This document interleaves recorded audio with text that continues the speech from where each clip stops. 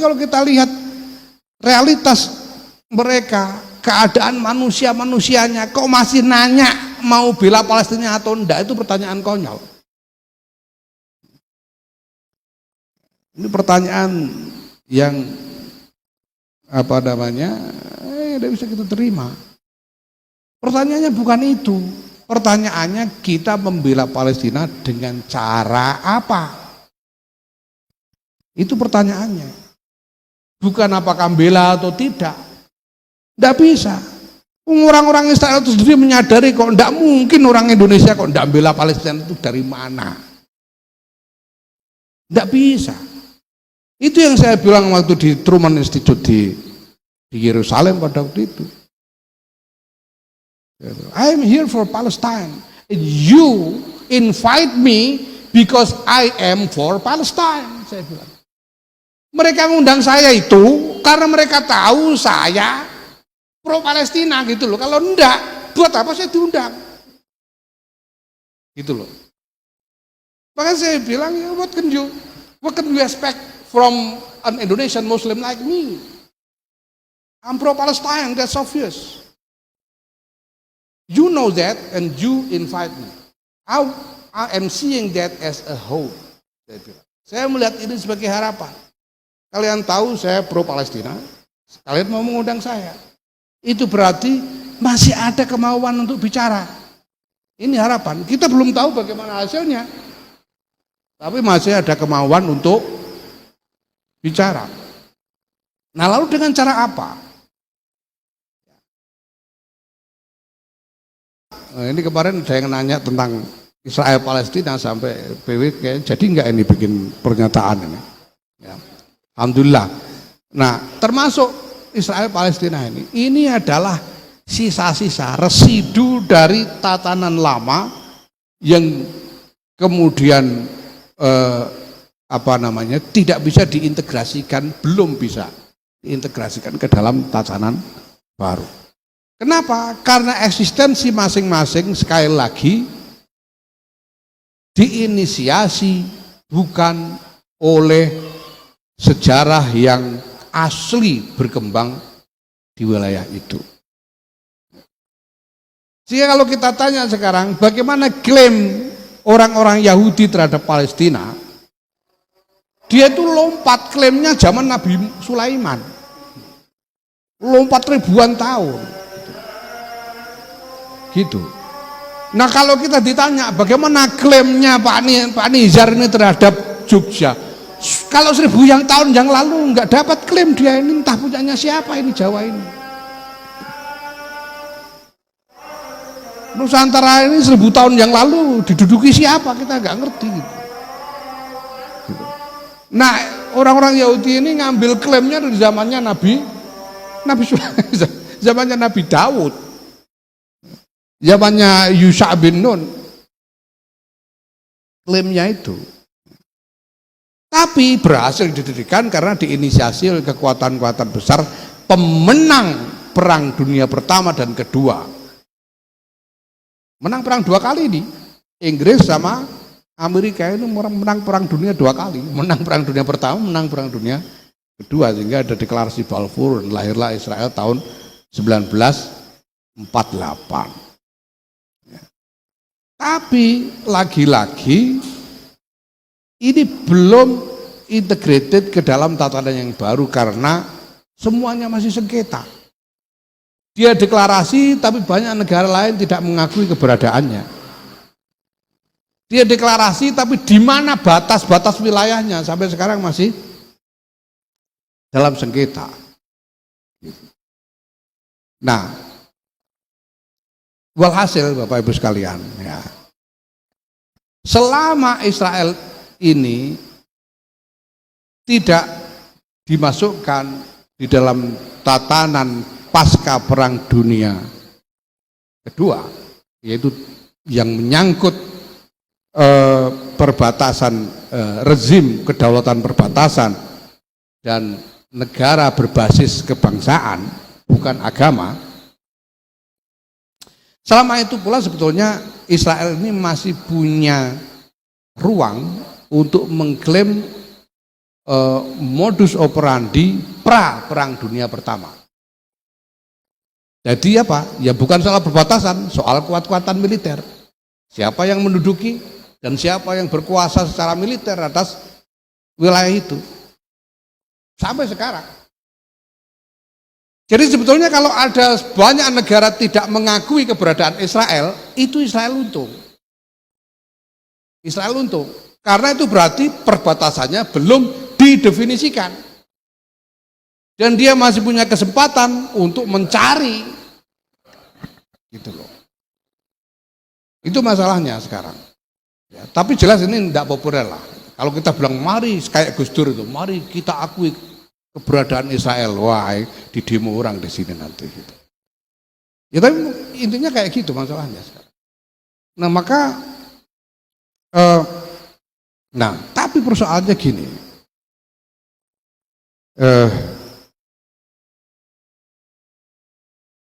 Kita ini berhadapan dengan realitas yang memang apa boleh buat, ya, kita harus memprosesnya dengan strategi yang lebih decisive, strategi yang lebih jelas, yang lebih mengarah kepada jalan keluar. Kalau orang protes, ini sudah berapa tahun, sejak 48 itu. Sudah 70 tahun lebih orang protes sampai hari ini. Perang sudah berulang-ulang, ini sudah kayak rutin perang ini. Diplomasi sudah berulang-ulang, teriak-teriak di PBB. Kenapa 70 tahun lebih ini semua tidak mencapai hasil? Karena pertama ada kekuatan yang memang real, tidak bisa diabaikan, yang mendukung keberadaan Israel. Tidak bisa diabaikan. Ya. Nah, kedua, karena akar dari konflik itu begitu dalam sehingga kalau akar masalah ini tidak diselesaikan, apapun solusi politiknya, apapun format politik yang diterapkan tidak akan menjamin adanya perdamaian. Misalnya begini, orang Yahudi memusuhi orang Arab, itu dasarnya apa? Kenapa orang Yahudi musuhi orang Arab? Dasarnya apa? Dasarnya agama. Agama. Kalau ada orang Yahudi tidak memusuhi orang Arab, menurut sebagian mazhab Yahudi yang sekarang dominan di Israel, kalau tidak mau memusuhi orang Arab itu maksiat. Gitu. Fasik. Ada orang Yahudi kalau tidak memusuhi orang Arab itu fasik. Ya enggak? Termasuk Kristen. Oke, sekarang Kristen dulu sekarang. Kristen itu juga, walaupun ada yang mendukung Yahudi, yang evangelis mendukung Yahudi, tapi ada sebagian mazhab Kristen yang mewajibkan untuk memusuhi Yahudi. Kenapa? Karena Yahudi membunuh Tuhannya Kristen, Yesus. Karuan. Ya. Kristen. Kenapa orang Islam memusuhi Yahudi? Kenapa? Alasannya apa? Lu sampean itu ketemu orang Yahudi aja belum pernah kok, sekarang musuhi itu loh. Kenal satu orang aja. Nah, kalau saya lumayan banyak kenalan saya Yahudi. Sampean enggak kenal kok ikut musuhi. Dasarnya apa? Dasarnya apa? Agama. Dasarnya agama. Ya enggak? Saya kan merasa kalau saya musuh Yahudi dapat pahala ini, kan gitu. Kalau enggak musuh Yahudi dosa saya. Iya apa iya? Iya kan? Dasarnya agama. Jadi ini begitu dalam sekali sehingga masuk ke dalam mindset keagamaan dari semua pihak. Ya. Sehingga walaupun misalnya ada kita sekarang, oke mari kita bikin dua negara. Ini Yahudi, ini Israel. kita definisikan batasnya. Ini batasnya Israel, ini batasnya Palestina. Berdampingan. Bisa damai nggak kira-kira? Nggak akan bisa damai. Nggak akan bisa damai. Itu sebabnya Israel sampai hari ini tidak mau, dia ngotot tidak mau melepaskan tepi barat. Karena kalau tepi barat dibiarkan dihuni oleh orang Palestina yang memusuhi Yahudi, celaka dia. Ini sekarang roket dari Gaza aja pusing dia, apalagi roket dari tepi barat ya. Kenapa? Karena siapapun orang Palestina, orang Arab yang tinggal di tepi barat pasti akan melakukan sesuatu untuk mengancam keamanan Israel. Kenapa begitu? Karena perintah agama. Karena perintah agama. Nah, maka kita tidak bisa kalau tidak mengadres ini. Justru itu, saya kemarin datang di acara Jewish Global Conference yang diselenggarakan oleh American Jewish Committee tahun 2018 di Yerusalem. Dan saya dimaki-maki orang seluruh dunia pada waktu itu. Nah, mungkin karena diapurane Yahya wani-wani ngono gitu, kira-kira gitu. Sementara Gus Dur datang di forum yang sama, pidato di forum yang sama tahun 2002 nggak ada orang yang main 12 sitok-sitok. Iya, karena Gus Dur sing wani sapa kualat nek karo aku kan ora kualat. 6.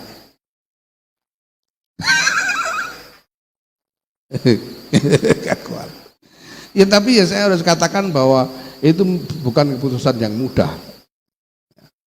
Kenapa saya berani melakukan itu? Pertama karena saya butuh. Saya itu punya satu proposal yang saya yakin sekali bahwa ini harus dilakukan. Tapi membutuhkan portofolio yang kuat, membutuhkan ketokohan yang kuat untuk melaksanakan. Tokohan yang kuat itu ya misalnya ya apa presiden, apa ketua NU, ketua partai gitu loh. Nah proposal ini saya tawarkan kemana-mana nggak laku, nggak ada yang mau. Tapi karena saya yakin sekali ini harus dilakukan, saya bilang ini harus ya terpaksa harus saya lakukan sendiri. Tapi saya tidak punya suara. Sopo sekarang rungokno Katib Am iku lho, bekaka sopo. Wong Arab ae mbok oneni Katib Am ora mudeng. Wong iki Arab Jawa. Jabatan kok Katib Am bekaka sopo enggak ada yang ngerti. Maka saya butuh caper terus terangnya. Gimana supaya orang mau mendengarkan saya? Ini yang pertama. Tapi saya juga gak berani begitu saja. Makanya ketika diundang, ini undangan antar teman. Jadi kalau ditanya itu atas nama PBNU, atas nama siapa? Bukan atas nama siapa-siapa, suratnya aja gak ada kok. Suratnya itu loh gak ada. Oh ini jagongan, aku mau bikin gini, kamu datang ya. Ntar dulu, nanti tak pikir dulu. Habis itu telepon-teleponan, nggak pakai surat, nggak ada kepada yang terhormat Yahya Khalil Stakuf, Katib Am PBNU itu nggak ada. Apalagi Yahya Khalil Stakuf Bantim Pres itu tambah nggak ada lagi, saya belum jadi Bantim. Ini saya nggak berani begitu saja. Saya minta waktu, kemudian teman yang apa namanya menjadi ya menjadi perantara dari undangan ini. Saya bilang datanglah ke Indonesia, nanti saya ajak ketemu dengan guru-guru saya di sini. Dia datang ke Indonesia dan saya ajak sowan Kiai Maimun. Dan saya terang-terangan matur Kiai Maimun niku wonten rencang kula tiyang Yahudi. Badhe kula jak sowan mriki napa pareng. Kiai Maimun kersa, ya kene. Saya ajak sowan Kiai Maimun. Kiai Maimun dalam pertemuan itu hanya Kiai Maimun yang ngendikan sampai 4 jam, mulai jam 9 pagi sampai jam 1 siang. Kiai Maimun tidak berhenti ngendikan, termasuk soal isu Palestina, Sampai cerita mulai zaman Nabi Nuh segala gitu. Pulang dari sana teman saya Yahudi dia bilang sekarang saya mutlak yakin bahwa jawaban dari segala kemelut global hari ini ada di dalam Nahdlatul Ulama. Itu bahasa dia, ini kalimat dia. Now I am absolutely convinced that the answer for all this global disaster lays within Nahdlatul Ulama. Itu kata dia. Dan itu saya matur kepada Lemos gini. Ada undangan ini terus. Lemos nanyanya, gue neng kono arep ngomong apa? Ya kula ajeng nurutno Kiai Maimun mawon. Kiai Maimun sudah ngendikan 4 jam, masa saya harus buat apa ngarang sendiri? Nirukan aja kan. Ya memang persis itu ya. Nah, maka Bapak Ibu sekalian, pertanyaan buat kita sebetulnya bukan apakah kita mendukung Palestina atau tidak. Itu pertanyaan konyol. Itu pertanyaan konyol. Gitu. Kalau kita lihat realitas dari orang-orang Palestina, walaupun Palestina ini ya sebetulnya label yang asal-usulnya tidak terlalu jelas juga. Kenapa harus Palestina? Palestina itu bangsa Kan'an dulu itu yang dikalahkan oleh Yusha bin Nun dan Nabi Dawud. Nah, yang mereka yang sekarang ini apakah punya klaim atas nama Palestina itu ya silakan saja gitu. Tapi ya dari mana? Pokoknya mereka. Tapi kalau kita lihat realitas mereka, keadaan manusianya, kok masih nanya mau bela Palestina atau enggak, itu pertanyaan konyol. Ini pertanyaan yang tidak bisa kita terima. Pertanyaannya bukan itu. Pertanyaannya kita membela Palestina dengan cara apa? Itu pertanyaannya. Bukan apakah bela atau tidak. Tidak bisa. Orang-orang Israel itu sendiri menyadari kok tidak mungkin orang Indonesia kok tidak bela Palestina, itu dari mana? Tidak bisa. Itu yang saya bilang waktu di Truman Institute di Yerusalem pada waktu itu. I am here for Palestine. You invite me because I am for Palestine. Saya bilang. Mereka ngundang saya itu karena mereka tahu saya pro Palestina gitu loh. Kalau enggak, buat apa saya diundang? Gitu loh. Makanya saya bilang, what can you expect from an Indonesian Muslim like me? I'm pro-Palestine, that's obvious. You know that and you invite me. I am seeing that as a hope. Saya melihat ini sebagai harapan. Kalian tahu saya pro-Palestina, kalian mau mengundang saya. Itu berarti masih ada kemauan untuk bicara. Ini harapan. Kita belum tahu bagaimana hasilnya. Tapi masih ada kemauan untuk bicara. Nah, lalu dengan cara apa? Ya. Jelas bahwa segala ini memang diperlukan. Demo-demo, protes-protes itu jelas diperlukan. Ya, tapi jelas bukan hanya itu. Jelas sumbangan donasi kayak begini ini diperlukan. Tapi jelas perlu lebih dari itu. Karena kalau cuma ini Pak, ini jadi industri sekarang. Di dunia ini sekarang ini tumbuh industri namanya industri bantuan Palestina. Saya sudah omongkan ke banyak teman, ayo kalau mau saya ajari caranya. Supaya bisa hidup dengan mengelola bantuan untuk Palestina. Tidak korupsi Pak, enggak, sah ini. Sah serius. Gimana caranya? Sudah ini saya bikin aja nanti supaya umum, banyak orang yang ini ya. Ini ijazah umum. Gini caranya. Dan ini sudah di praktek yang dilakukan di semua berbagai belahan dunia. Caranya begini. Sampean bikin yayasan, ya, bikin yayasan dengan direktur, divisi-divisi, termasuk divisi keuangan, divisi ekspedisi, divisi relawan dan sebagainya, ya. Sudah. Lalu tetapkan gajinya.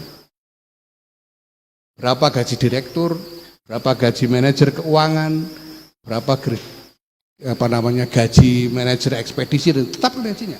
Fair aja, tetapkan gajinya. Pantasnya berapa? Ya. Ya. Lalu galang dana dari masyarakat. Kalau sampean bisa sebulan dapat katakan 1 miliar dana dari masyarakat yang 200-300 juta buat bayar gaji, selebihnya kirim ke Palestina. Tidak korupsi, Pak. Tidak ada korupsi, sah. Lah kamu kok dapat 50 juta setiap bulan gaji kok? Gaji, sah. Ya, nah ini yang belum punya kerjaan-kerjaan ini bisa dipraktekkan nanti, ya. Jadi gitu caranya, enak. Kirim aja. Sekarang bagian ekspedisi, bagian relawan, semuanya butuh biaya. Harus dibiayai, duit dari mana? Kalau enggak dari penggalangan dana. Gitu. Nah, saya tidak tahu ini nanti disalurkan kemana, tapi nanti pasti masuk di dalam manajemen itu. Gitu. Dan ini sudah menjadi industri besar. Ini kan ada wilayah-wilayah yang renes, ada yang enggak pati renes. Indonesia ini enggak pati renes aja nih gitu. Yang renes itu bangsa Inggris, Kanada itu renes. Jadi penggalangan dananya bisa dapat besar sekali. Makanya para pengelola itu bisa jadi miliarder di sana itu. Tapi tidak masalah karena nggak ada korupsi, nggak ada korupsi. Ya. Tapi bisnis ini hanya akan bertahan hidup selama orang Palestina masih menderita. Kalau orang Palestina sudah sejahtera, bisnisnya mati. Itu masalahnya. Nah, maka kita perlu lebih dari ini. Ada diplomasi antar negara seperti yang dilakukan oleh pemerintah kita, mendesak PBB. Ya. Tapi kita tahu ini juga sudah 70 tahun lebih sejak Bung Karno. Sejak Bung Karno. Kenapa tidak bisa mendapatkan hasil yang decisif? Kenapa? Tidak ada kesimpulan lain kecuali bahwa itu belum cukup. Kita perlu lebih dari itu. Kita perlu lebih dari sekedar demo, kita perlu lebih dari sekedar penggalangan dana, kita perlu lebih dari sekedar diplomasi antar pemerintahan. Kita perlu lebih. Nah, harus ada yang mengerjakan yang lebihan yang belum dikerjakan ini, walaupun sulit sekali. Walaupun sulit sekali. Sulit sekali. Nah, kemarin banyak orang nanya, saya tahu di media sosial, mana takut gitu kan. Dari kemarin. Ya saya betah-betahkan aja, ya sudahlah enggak apa-apa. Kemarin juga sudah dipisui, masa sekarang kaget gitu. Tidak masalah gitu. Nah, kenapa ya? Karena saya sedang berikhtiar untuk lebihan ini tadi, yang belum ini. Ini saja baru rintisan. Ini saja baru rintisan. Yaitu melakukan ikhtiar dalam arena agama, seperti yang saya jelaskan tadi. Karena ini bukan hanya masalah politik, bukan hanya masalah militer, tapi masalah agama. Tahun 2002 Gus Dur itu datang di forum seperti saya tadi, dan di dalam diskusi dengan rabi-rabi Yahudi itu ada rabi Yahudi yang usul namanya David Rosen, yang kemudian mewawancarai saya pada tahun 2018 kemarin di acara yang sama. Namanya David Rosen. David Rosen ini usul supaya di dalam seluruh upaya perdamaian Israel Palestina ini ditambahkan satu elemen yang selama ini tidak pernah diperhitungkan, yaitu elemen agama. David Rosen usul begitu. Lalu Gus Dur komentar, ini usul yang bagus. Tetapi kita harus ingat bahwa di dalam masing-masing agama itu sendiri ada masalah yang lebih dulu harus diselesaikan sebelum agama bisa berkontribusi untuk perdamaian. Kalau kita ini masih merasa wajib membunuh orang Yahudi, ya bagaimana kita mau mendamaikan? Ya, kalau orang Yahudi masih merasa berhak menjajah orang non-Yahudi, bagaimana agama Yahudi bisa mendamaikan? Kalau orang Kristen masih merasa Yahudi ini harus dimusnahkan dari muka bumi kayak zamannya Hitler itu bagaimana bisa mendamaikan? Nah, maka kita harus address ini pertama-tama. Dan ini bukan masalah gampang, sulit sekali. Masalah yang sulit sekali. Tapi kita harus mulai. Dan mulai itu berarti memilih. Kita mau pilih damai atau pilih perang lagi, itu pilihan, Pak. Gitu. Karena kalau soal dalil, perang itu dalilnya banyak. Kalau mau milih perang, dalilnya juga banyak. Insya Allah ora dosa, insya Allah. Milih perang itu.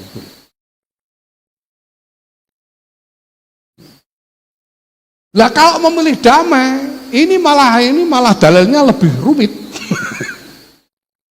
Dalilnya lebih rumit. Tapi saya berkeyakinan, sekurang-kurangnya untuk diri sendiri, dan saya berkeyakinan NU harus memilih perdamaian, harus. Dan sudah dinyatakan kok NU, Muktamar Makassar sudah menyatakan NU pilih perdamaian. Jelas loh, keputusan Muktamar Makassar, NU pilih perdamaian. Kenapa pilih perdamaian? Karena para muassisun Nahdlatul Ulama ini dulu memilih ikut dalam tata dunia baru. Sudah memilih untuk ikut membangun tata dunia baru, itu sebabnya Mbah Wahid itu tanda tangan UUD 45. Tangan bahwa sesungguhnya kemerdekaan ialah hak segala bangsa. Dan oleh karena itu penjajahan harus dihapuskan di atas penjajahan di atas dunia harus dihapuskan karena tidak sesuai dengan beri kemanusiaan dan beri keadilan. Tanda tangan bahwa Indonesia ini cita-citanya adalah untuk melindungi seluruh tumpah darah dan segenap bangsa Indonesia, memajukan kesejahteraan umum, mencerdaskan kehidupan bangsa, dan ikut serta melaksanakan ketertiban dunia yang berdasarkan kemerdekaan, perdamaian abadi, dan keadilan sosial. Itu pilihan. Dalil yang disampaikan golek nu saiki dalile. Itu pilihan dari para muassis. Termasuk menyetujui di coretnya 7 kata, itu pilihan. Gitu loh. Bahwa para muassis ini dulu mau begitu, pasti ada dalilnya. Oramu Mbah Hasyim kok membuat keputusan orang anggo dalil itu ketemu pirang perkara. Sampun padha nyek Mbah Hasyim piye sampeyan? Mesti ana dalil, cuma durung diwarahno sampean ngono. Mulane kudu golek-golek dhewe, pasti ada dalil. Gitu. Tidak mungkin semua ini dilakukan tanpa landasan syariat. Maka keyakinan saya semua pilihan yang telah dibuat oleh para muassis adalah syariat. Fi maqamis syariah alaina. Itu. Kalau kita tidak punya keyakinan begitu, ya bubar wes, gak usah malah NU lah. Ora butuh. Ora malah NU minggato. Gitu. Ora mau NU ya wes. Itu saja. Ini jelas kok.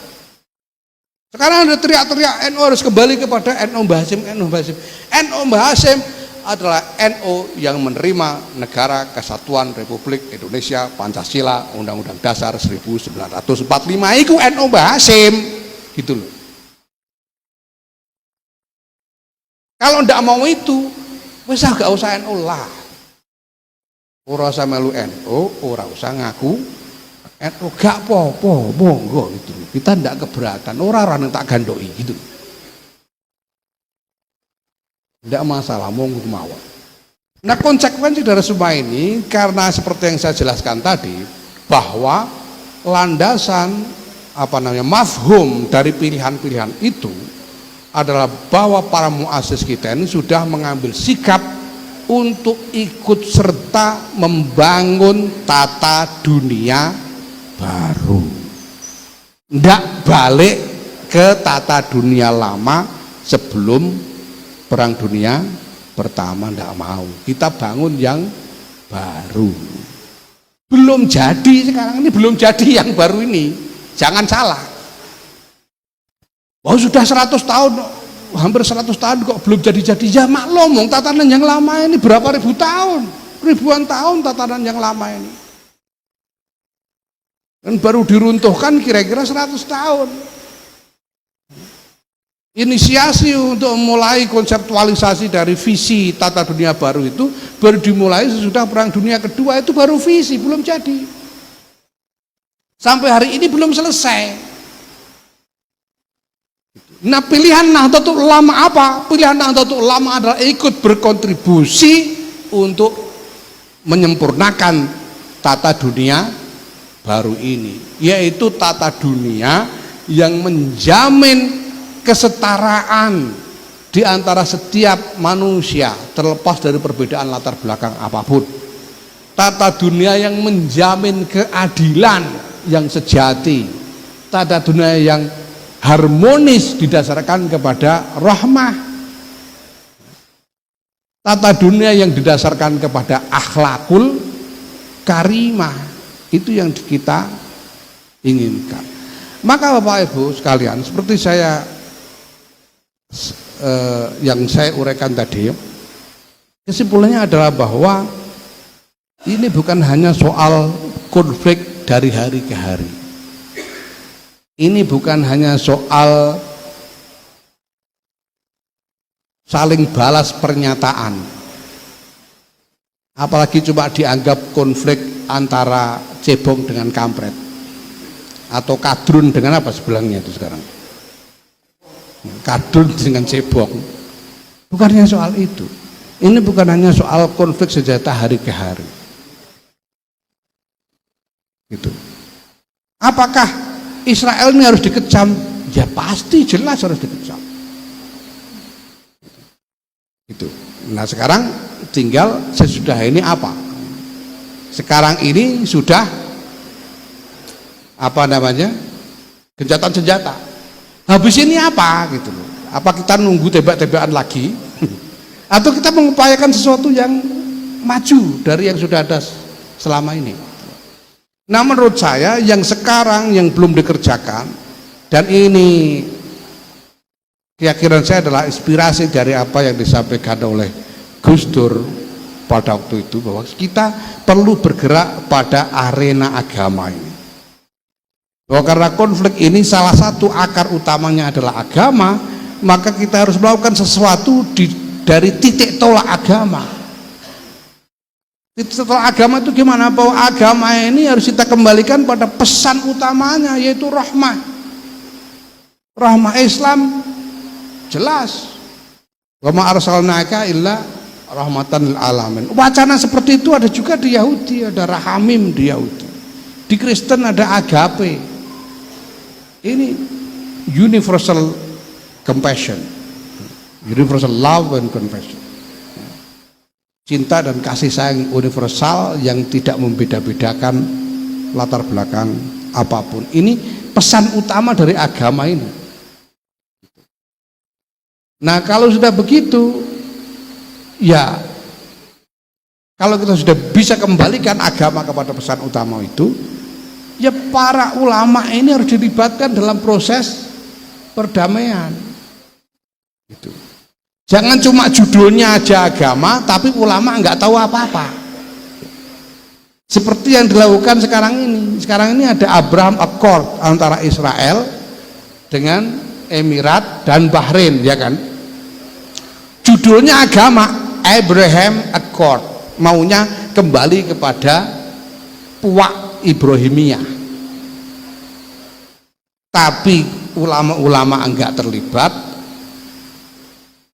rabi-rabi Yahudi juga enggak tahu menau, pendeta-pendeta Kristen, pastor-pastor enggak ada yang terlibat, gitu. Itu makanya tetap problematis. Nah ini yang kita menurut saya perlu diserukan. Mari ulama dan agamawan ini diikut sertakan di dalam proses mengikhtiarkan perdamaian dengan syarat kembali kepada pesan utama tadi. Kalau pesan utamanya itu masih menghancurkan aduwuna wa aduwullah, ya tidak bisa.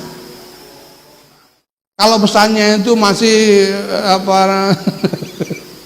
lawalan tardo angkal Yahudu, itu dimaknai sebagai permusuhan, ya tidak bisa jadi solusi, menjadi bagian dari masalah gitu.